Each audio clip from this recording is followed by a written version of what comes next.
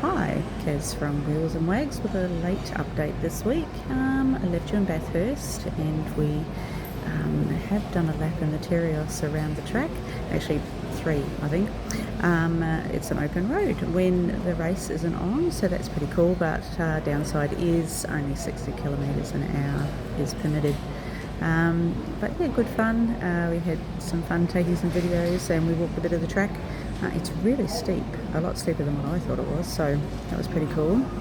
Other than that, not much happening. I've actually headed back to Perth. Had a dear friend pass away, so headed back there and caught up with family and celebrated her life. And so it's been a busy week. I went for 5 days and it's been packed every day, catching up with all the special people in my life and my 4 boys and my partner. Great to see them all. Wish it could have been better circumstances, but all the same, it was good to catch up with them. As well as that, found out I'm going to be, well, I do know already, but got to see my first grandchild before it's born, which is pretty cool.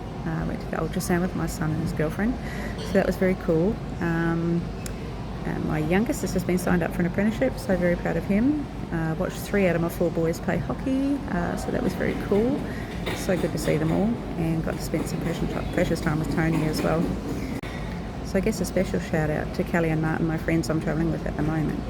They took over looking after the bus and my 2 dogs so I could come home.